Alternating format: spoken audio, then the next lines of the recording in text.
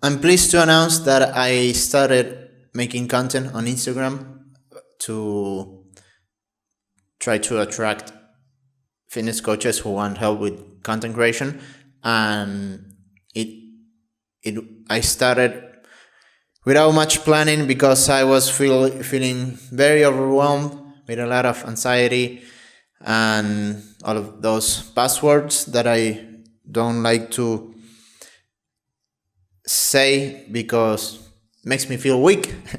Uh, but I realized that all the uncertainty that I'm going through at the moment with living off of my savings and not having a clear picture of my future with clients and stuff, and even and I think the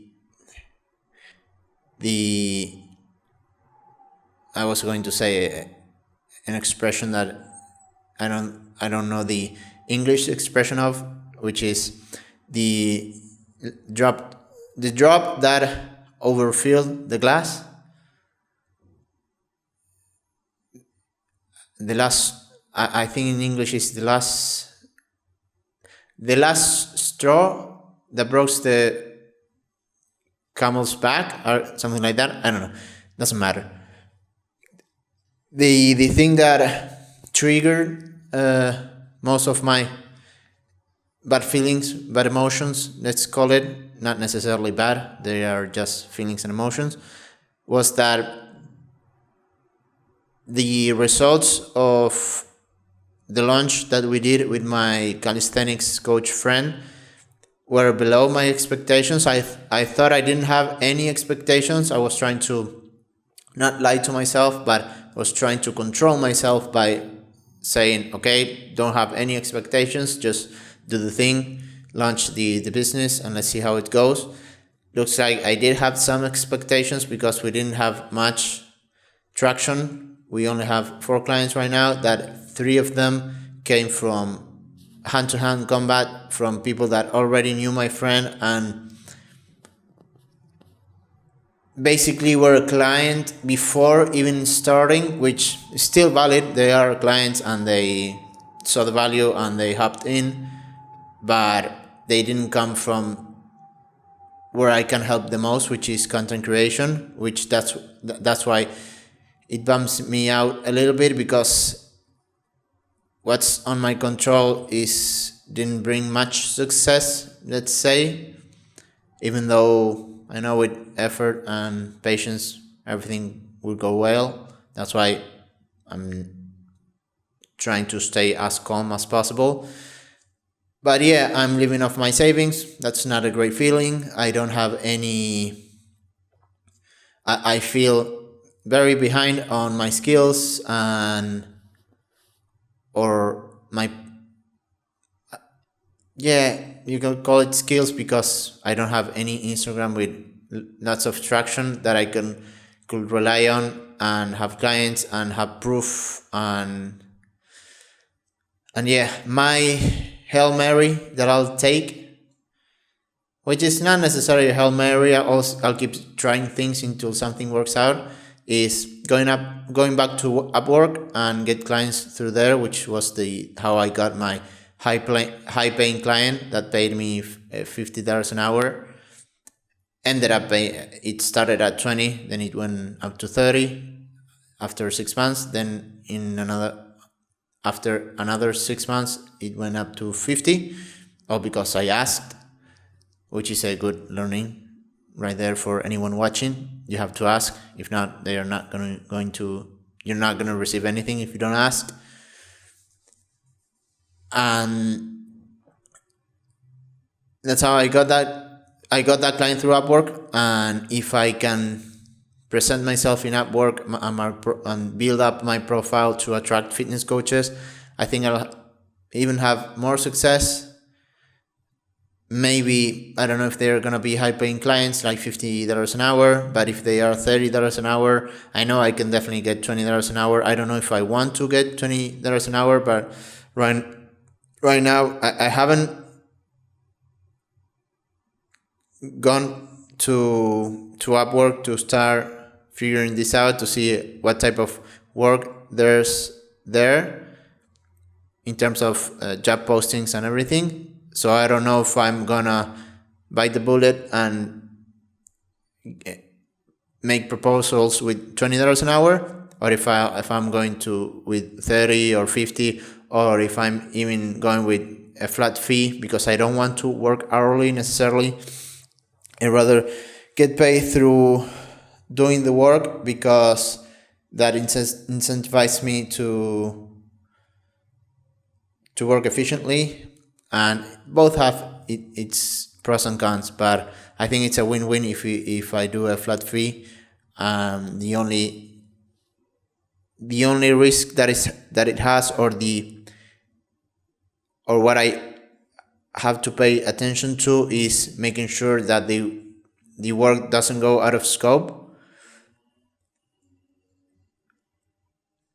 and that they don't add things to my to what was. I'm having trouble finding the words, but this is practice. I just have to make sure that they don't add any work out of the scope of work. I don't know if I can just say out of the scope that we agreed on, but that we agreed upon. So that's the only thing that I have to pay attention to and manage. The only thing that I have to manage when it's work paid with a flat fee and instead of hourly. And if I manage to get work there, I've worked 30-hour weeks in there, timed, so it's like a 45-hour week, not timed. If you compare with the normal job, logging 25 hours on Upwork timed is analogous. I don't know how to. It's the same as a normal 40-hour week for a normal desk job, where you don't have someone behind your back, over your back, watching if you're working, and you slack off a little bit, and you actually worked 20 hours, those 25 logged hours. And some websites, articles, or videos I've seen say that people simply work an hour, a true hour every single day, which I wouldn't be surprised if it was true, because a lot of work can be done in a tenth of the time if you truly worked with full focus. But anyways, if I were to put 20-hour weeks, even at $20 an hour, that would mean $400 a week, which is well above what I need to make. Well, not well above, is slightly above. That after commissions and fees, it's right just on the amount that I need to earn starting this month to be on the clear in terms of reaching the end of my lease in my apartment. And so between my savings and the earnings that I need to do, which is $10,000 until the finishing my lease, which is it finishes in 9.5 months, meaning the time that is left in this month plus 9 months, I need to make $10,000, $11,000. So yeah, I need to make $1,200 a month, and I could with that working 20-hour weeks at $20 an hour. I'm positive I can get at least 30. I think so. I'll try. If I get $30 an hour and I put 20-hour weeks, at least when I say hourly, again, I want to work at flat fees, with flat fees, to not be a slave of working hourly, which is not a good incentive at all. But when I say working at $30 an hour, I mean, again, I cannot find the word. Analogous. Yeah, I'm not having the best of weeks. In some terms, I am, because I am acting on the things that I want to do, that I need to do. But yeah, not feeling great.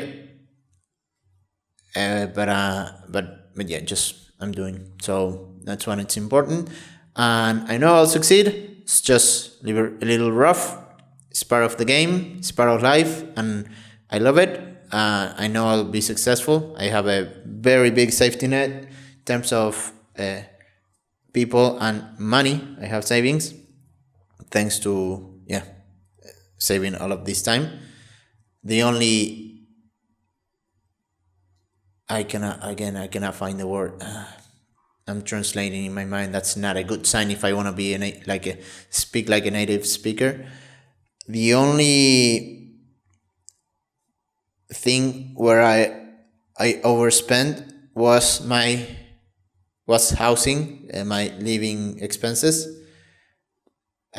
which is what making me struggle a little bit.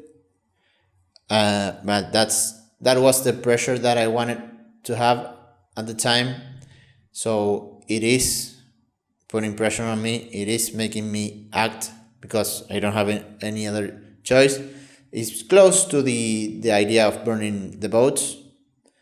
That concept of, if you want to conquer the island, burn the boats. So it's a life or death. So putting that to the test, and it's obviously working, because I already did something that I was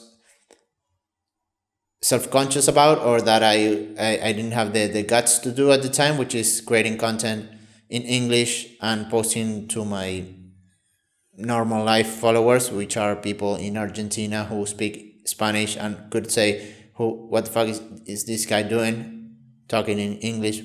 Who is he trying to help? Fitness coaches? No fitness coach is following you, and if they follow you, they are not speaking English. Even though I say I don't care what people think, at the same time, you acting on it is a whole other story. But truly, I didn't get any feeling about posting that on my profile. The only weird feeling that I had was when I did record the videos, which is in my friend's gym, because I went in during off hours because I have the key, but right before I was finishing with filming, other coaches that work there for my friend arrived, and I filmed 2 times already. The first time when that happened, I was able to continue filming without any problem. But the second time, I felt a little self-consciousness. I don't know if that's the correct word. I felt a little bit shy and overthought what I was saying, and it was tough.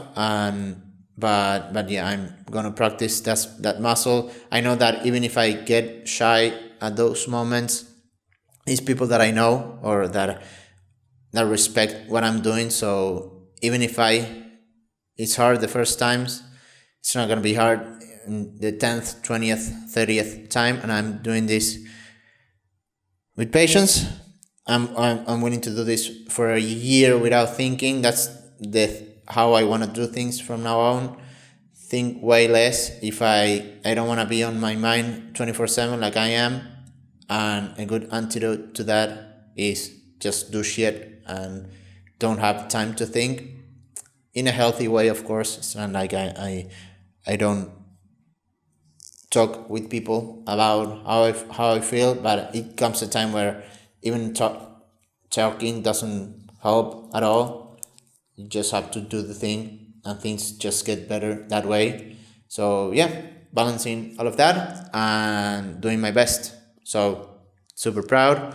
And that's all for this week. Thank you for watching the entire video, and I'll see you next week.